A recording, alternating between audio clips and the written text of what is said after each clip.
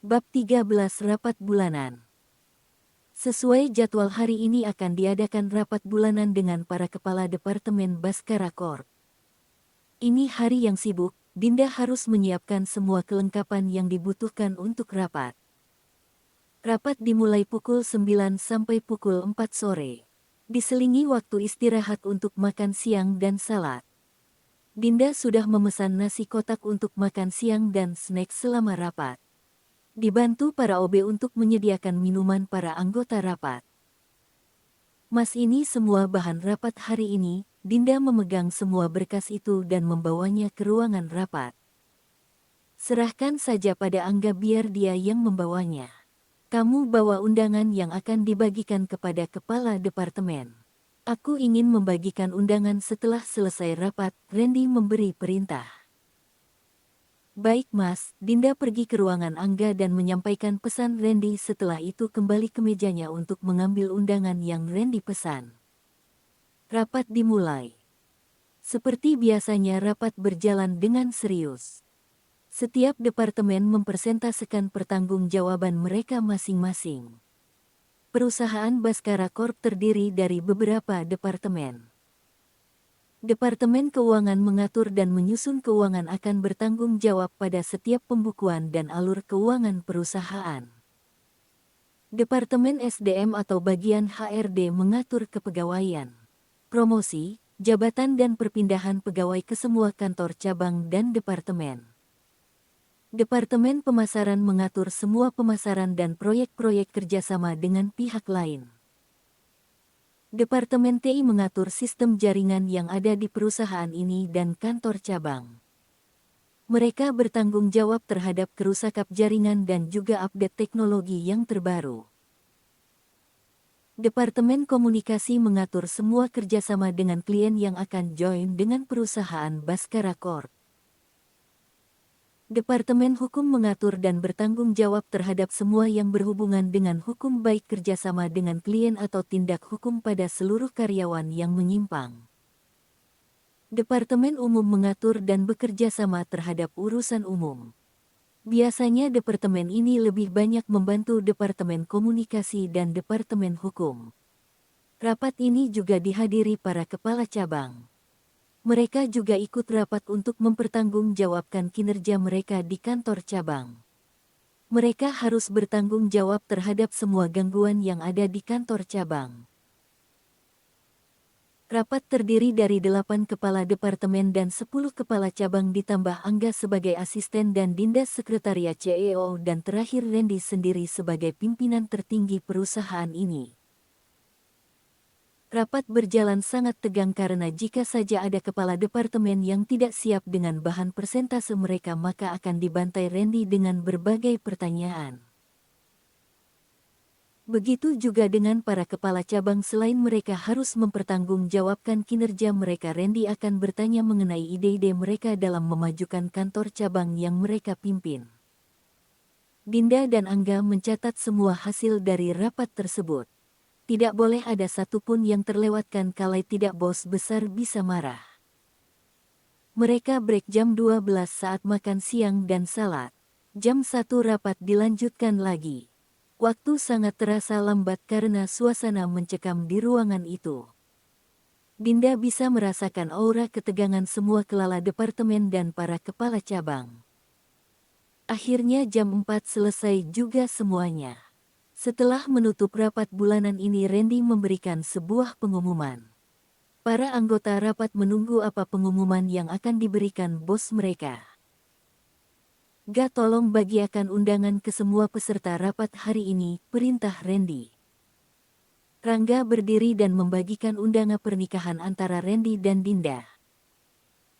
Saya mengundang Bapak dan Ibu yang hadir di sini untuk datang ke acara pernikahan saya dan Dinda hari Minggu nanti di rumah orang tua saya.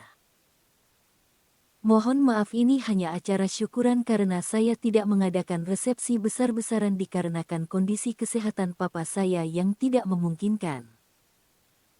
Dan juga karena permintaan calon istri saya yang hanya mau mengadakan pesta yang sederhana saja. Randy menatap ke arah Dinda. Seketika ruangan rapat riuh dengan berbagai komentar dan ucapan selamat dari semua yang ada di ruangan itu. Tampak juga wajah kecewa Sinta, kepala Departemen Keuangan yang sudah lama menaruh hati pada Randy tapi sampai sekarang tidak pernah mendapatkan tanggapan. Mereka tidak menyangka bos mereka itu akan menikah dengan sekretarisnya. Karena selama ini tidak ada gosip atau kabar yang beredar tentang kedekatan ataupun hubungan bos dengan sekretarisnya itu di kantor. Menurut mereka, bosnya itu sangat pintar menutupi hubungannya dengan sekretarisnya, padahal di balik itu mereka tidak tahu cerita tentang kisah pernikahan Randy yang mendadak karena permintaan orang tuanya. Satu persatu anggota rapat menjabat tangan Randy dan Dinda sambil mengucapkan selamat. Wajah Dinda memerah menahan malu mendengar candaan mereka kepada Randy tentang pernikahan. Saat Sinta menjabat tangan Dinda, dia merasa aura permusuhan. Sinta menatap tidak suka kepada Dinda. Saat ini Sinta terluka dan patah hati. Tidak terima dia kalah cepat merayu CEO. Dinda yang baru kerja beberapa bulan sudah berhasil menjerat bosnya itu ke jenjang pernikahan. Semua kembali ke ruangannya masing-masing. Hari yang tegang dan melelahkan. Sebelum pulang, Dinda memeriksa kembali jadwal Randy besok dan mengirimkan email kepada Angga untuk menggantikannya besok karena Dinda akan cuti. Mama Randy sudah sibuk, katanya Dinda harus dipingit dan mereka tidak boleh bertemu sampai hari pernikahan mereka. Supaya apa coba? Mungkin biar mereka merasa rindu kali ya tidak bertemu beberapa hari sebelum pernikahnya. Din, hari ini kamu aku antar pulang, kabari Mas Nanda agar dia gak perlu lagi jemput kamu ke sini, ujar Randy melalui intercom di ruangannya. Iya Mas, jawab Dinda. Dinsda pun mengirim pesan kepada kakaknya. Dinda, Mas hari ini gak usah jemput ya, aku diantar Mas Randy. Mas Nan ******* Oke, hati-hati. Dinda merapikan meja kerjanya kemudian masuk ke ruangan Randy. Aku sudah siap Mas, kita pulang. Ajak Dinda. Tunggu sebentar ya, Randy mematikan komputernya mengambil jas dan tas kerjanya. Karena sudah waktunya pulang, Randy malas memakai jasnya yang sudah dia buka karena gerah seharian rapat. Randy melipat lengan kemejanya sampai siku memperlihatkan otot tangan dan tubuh yang atletis. Siapapun yang melihatnya pasti akan berpikiran Randy sangat hot bergaya seperti itu. Dinda menelan salivanya dan berusaha bersikap biasa aja padahal dari tadi jantungnya susah mulai berdisko. Apakah sudah ada muncul tanda-tanda? Kita singgah dulu ke kafe Pelangi ya Din. Kepalaku penat seharian rapat dari pagi, padahal Randy ingin menghabiskan waktu sore ini bersama Dinda karena 2 hari ke depan sampai hari H pernikahan, mereka tidak akan bertemu. Randy takut merindu karena Dilan bilang rindu itu berat. Apa coba yang Randy pikirkan, hehehe. Randy memesan kopi latte dan cake keju sedangkan Dinda memesan hot coklat dan cake yang sama. Mereka sama-sama menikmati senja yang cerah yang perlahan berubah menjadi malam. Setelah salat maghrib mereka berangkat menuju rumah Dinda. Kali ini Randy tidak langsung pulang. Randy singgah di rumah Dinda, berat tak jumpa dengan Dinda walau hanya 2 hari. Randy benar-benar menghabiskan waktu yang tersisa sampai malam di rumah Dinda. Mereka tiba di rumah Dinda pada saat waktu makan malam. Randy menerima ajakan keluarga Dinda untuk makan malam bersama karena sebentar lagi dia juga akan menjadi bagian dari keluarga ini. Bagaimana persiapan acara pernikahan kalian, Ren? Tanya Nanda setelah mereka selesai menyantap makan malam. Alhamdulillah sudah mendekati sempurna Mas, jawab Randy. Mulai besok Dinda cuti kan nak Randy? Tanya Mama Dinda. Iya Ma, Randy menatap wanita yang sebentar lagi akan jadi mertuanya. Mama sepakat dengan Mama, kamu akan membuat waktu pingitan untuk pengantin. Walau itu tradisi kuno tapi menurut kami itu bisa mencegah hal-hal yang tidak kita inginkan sebelum pernikahan terjadi, Mama Rini menjelaskan makna pingitan untuk pengantin. Kalau mau menikah banyak sekali cobaannya, bukan hanya godaan setan untuk calon pengantin tapi juga godaan dari pihak lain dan halangan lainnya. Satu lagi manfaatnya ya agar pasangan bisa menahan rindu jadi saat ketemu, di hari pernikahan bisa pangling melihat pasangannya. Randy dan Dinda saling tatap. Apakah mereka akan merasakan rindu? Pernikahan ini bukan karena cinta tapi karena memang sama-sama saling membutuhkan. Randy karena orang tua dan Dinda karena ingin lari dari kejaran Ivan. Randy sudah tiba di kantornya tepat jam 8 pagi. Dia melihat kopi terhidang di atas mejanya. Randy meminumnya, rasanya beda tidak seperti yang Dinda buat. Pagi-pagi udah mikirin Dinda. Angga datang membacakan jadwal hari ini. Tidak ada rapat penting. Randy hanya memeriksa berkas yang akan dia tanda tangani. Randy menjalankan aktivitasnya seperti biasa tapi kok terasa ada yang hilang. Kantor terasa sepi dan Randy jadi tidak semangat. Dinda sedang ngapain ya? Apa sedang ke salon menjalani lulur dan persiapan pernikahan? Aku kok kepikiran Dinda terus. Tanya Randy dalam hati. Tiba-tiba Randy punya ide untuk mengganggu waktu cutinya Dinda. Randy mengirim pesan kepada Dinda. Mama mereka tidak memberi izin untuk bertelepon hanya kirim pesan itu pun karena Randy ngotot sama mamanya jaga-jaga kalau dia ingin menanyakan urusan kantor. Dengan susah payah akhirnya Mama memberikan izin. Bos beku. Dinda kamu sudah ajarin OB takaran kopi aku. Dinda. Sudah mas, emangnya kenapa? Bos beku. Kopinya tidak enak. Itu pesan jam 8 pagi. 1 jam kemudian. Bos beku. Dinda kamu sudah mengirimkan undangan kita kepada para rekan bisnis. Dinda. Sudah mas, kemarin aku udah pesan kepada Pak Totok untuk mengirimkan undangannya hari ini. Jam sudah menunjukkan pukul 10 pagi jadwal Randy makan snack. Bos beku. Dinda pesankan aku cake keju di kafe Pelangi. Dinda. Baik mas. Jam 11 Randy mengirim pesan lagi. Bos beku. Dinda gambar yang dikirim PT. ABC di mana kamu simpan? Aku ingin memeriksanya. Dinda. Tanya sama Angga mas aku sudah kasih tahu di mana nyimpan berkasnya. Sudah waktunya makan siang. Bos beku.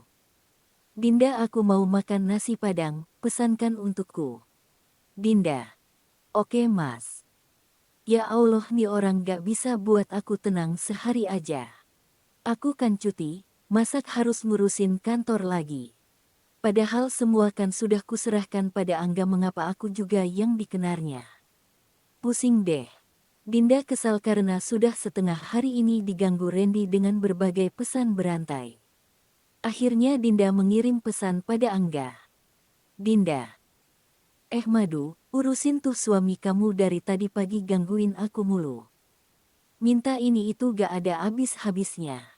Aku kan udah siapkan semua yang dia butuhkan kenapa gak tanya sama kamu. Angga. Pantesan dari tadi hidup aku tentram rupanya si doi mintanya sama kamu. Aku juga heran kok dia gak ada nelpon aku ya. Dinda. Kesal aku dibuatnya, gak bisa sehari aja hidupku tenang. Angga. Jangan kesal Din entar cinta lo. Dinda. Dia kirim pesan terus gas setiap jam. Angga. Mungkin dia rindu Din. Rindu itu kan berat Din si bos gak kuat. Dinda. Lebay. Pokoknya kamu urusin dia ya aku mau matiin HP-ku. Kalau dia nanya bilang aja HP-ku rusak kelelep waktu mandi susu. Angga. Oke siap istri bos. Kemudian Dinda mematikan handphonenya. Dinda menyusun bajunya ke dalam koper karena besok akan dijemput supir untuk dibawa ke apartemen Randy. Setelah menikah mereka akan pindah ke apartemen pribadi Randy. Sudah 1 jam Randy kesal melihat HP-nya. Dari tadi pesannya untuk Dinda tidak terkirim. Dia mencoba menelpon tapi HP-nya gak aktif. Randy memanggil Angga ke ruangannya. Ada apa bos? Tanya Angga. Coba kamu hubungi Dinda, tanya mengapa HP-nya gak aktif. Perintah Randy pada Angga. Oh tadi Dinda telepon pak, katanya HP-nya mati kelelep pas mandi susu. Angga menjawab sesuai perintah Dinda. Sebenarnya dari tadi dia sudah mau ketawa tapi dia tahan. Mandi susu. Bilang sama dia ngapain mandi susu, nanti dia direbungi semut. Angga tersenyum melihat bosnya ini gak ngangka bosnya yang pintar bernegosiasi dan mengatur perusahaan bisa mendadak bodoh karena rindu.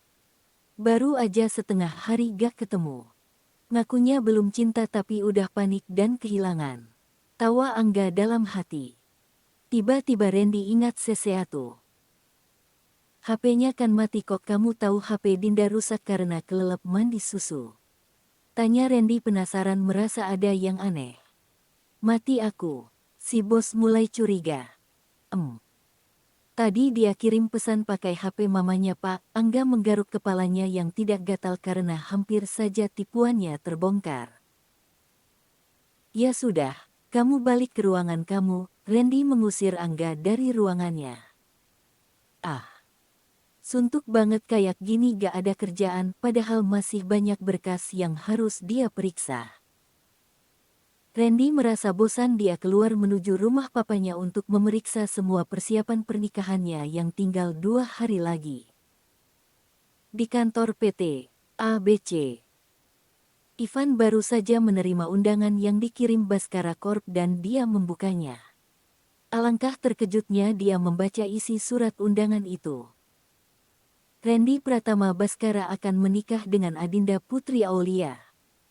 Seketika undangan yang dia pegang jatuh ke lantai. Ivan sangat terpukul dan sedih. Hilang sudah kesempatannya untuk kembali bersama Dinda. Inikah yang dirasakan Dinda dulu? Hancurnya perasaan setelah mengetahui orang yang dia cintai akan menikah dengan orang lain. Ivan menangis merasa bersalah. Dia sangat menyesal. Mengapa dulu dia tidak memperjuangkan cintanya dan Dinda di hadapan keluarganya, dan mengapa dia mau menerima perjodohan orang tuanya dengan wanita yang tidak dia cintai. Sudah 3 tahun menikah tapi rumah tangganya belum dikaruniai anak, itu yang sempat membuat Ivan yakin untuk kembali pada Dinda. Dia masih mencintainya. Dulu dia pria yang brengsek meninggalkan Dinda pada saat Dinda butuh tempat bersandar karena baru kehilangan papanya dan mamanya sakit keras. Ivan mencoba menghubungi Dinda, mungkin dia masih punya kesempatan terakhir untuk meminta maaf kepada Dinda dan meluruskan kekeliruan dulu. Ivan ingin membuat pengakuan bahwa dia masih mencintai Dinda dan meminta Dinda membatalkan pernikahannya. Ivan mengambil HP-nya dan mengetik nama Dinda. Tapi HP Dinda tidak aktif, sudah berulang kali dia coba hanya tersambung ke operator. Ivan membanting HP-nya dengan sangat keras. Dia benar-benar putus asa. Ivan berlari mengambil kunci mobil kemudian melaju menuju rumah Dinda. Tapi di rumah Dinda sudah terlihat ramai, keluarga Dinda sudah berkumpul di rumah Dinda.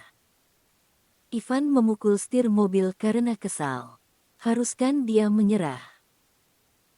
Kalau dia memaksa masuk dan bertemu dengan Dinda sudah pasti dia akan ditendang keluar dan akan mendapat pukulan dari kakaknya Dinda seperti kemarin. Dengan berat hati Ivan melajukan mobilnya menuju klub malam. Dia ingin menghilangkan kesedihannya. Ivan meneguk minuman beralkohol dan tak sampai 1 jam dia sudah teler karena mabuk. Dinda, maafkan aku. Aku ingin kembali padamu. Aku masih mencintaimu. Tanpa sadar Ivan menangis, walau dia sudah mabuk berat tapi alam bawah sadarnya masih mengingat Dinda. Wanita yang paling dia cintai, wanita cantik dan baik hati tapi telah ia sakiti. Bersambung.